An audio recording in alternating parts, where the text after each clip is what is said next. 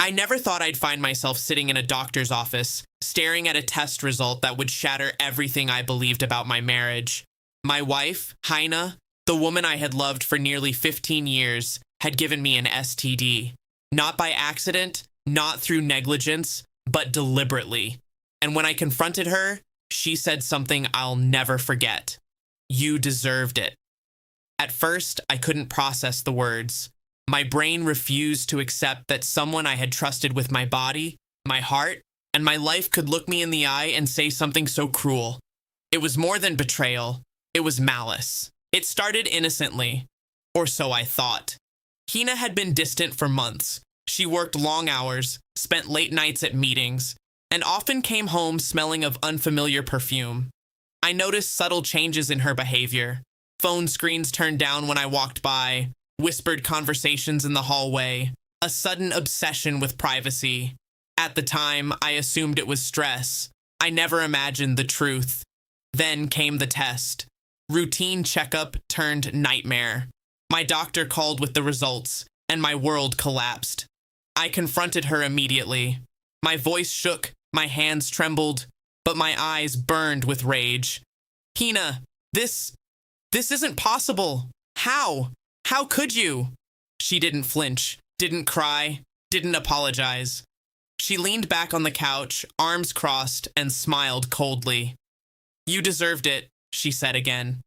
"After everything you've done, all the times you ignored me, all the nights you came home too late, you deserved a taste of reality." I stared at her, disbelief mingling with fury. "You cheated. You did this to me intentionally." She shrugged. "Maybe, maybe not. Does it matter? You need to learn what it feels like to be hurt." That's when I knew. Reasoning with her would get me nowhere. There would be no remorse, no guilt, no reconciliation. If I wanted justice, I would have to take matters into my own hands. I began my plan quietly, methodically. First, I needed evidence. I dug into her phone, her emails, her social media accounts. Hidden messages revealed the man she had been seeing, someone from her yoga class, someone she met months ago and had been secretly seeing during her late nights at work. Every rendezvous carefully planned, every meeting hidden from me. I also documented my medical reports, test results, and communications with my doctor. Everything needed to be precise, undeniable, and irrefutable. Next, I made sure the affair partner was exposed, not recklessly, not publicly in a way that would backfire, but strategically. I contacted his employer anonymously, providing proof of inappropriate relationships during work hours, detailing the deceit that involved my wife. I also discreetly informed mutual friends who had been unwitting participants in the charade, showing them the truth without sensationalism, just facts. Meanwhile, Hina continued to act as if nothing had changed. She assumed her arrogance and charm would shield her. She underestimated my patience, my meticulousness, and my resolve. The real turning point came when I confronted both of them, Heine and her affair partner, together, armed with evidence and calm authority. I didn't yell. I didn't beg. I laid out every detail: text messages, dates, times, locations, financial evidence of hidden expenses, hotel stays, the entire timeline of the affair. I watched them flinch as their carefully constructed lies unraveled before them. I also brought up the STD, detailed medical records, evidence linking it to her deliberate actions, and the emotional manipulation that accompanied it. Hina's smirk faltered. The affair partner's confidence crumbled. Both realized the gravity of what had been uncovered. Then came the legal follow-up. I filed for separation, citing intentional harm, infidelity, and endangerment. The court documents meticulously outlined the affair, the evidence, and the deliberate transmission of the STD. I also sought compensation for medical expenses and emotional trauma. Heine tried to counter, claiming I was paranoid, overreacting, and vindictive. But the evidence was overwhelming. Hotel receipts, screenshots, phone logs, medical reports, everything aligned perfectly to expose her and her accomplice.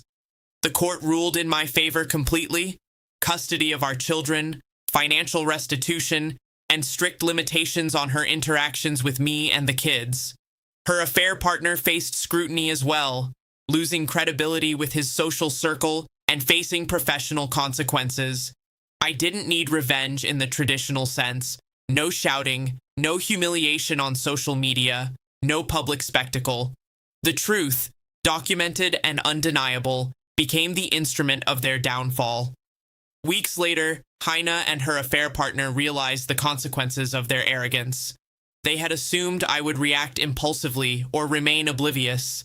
Instead, I had been deliberate, calm, and unstoppable. Their lives unraveled quietly but completely. My revenge wasn't born of rage. It was born of strategy, patience, and justice. I let the evidence speak, and it screamed louder than any argument could. Today, I am free. My children are safe.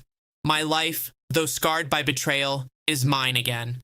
Heine's arrogance, her cruelty, and her choices left her with nothing but the consequences she deserved. In the end, I didn't just survive her betrayal. I turned it into a lesson, not just for her, but for anyone who underestimates patience, meticulous planning, and the power of truth. She gave me an STD and told me I deserved it. I didn't just survive.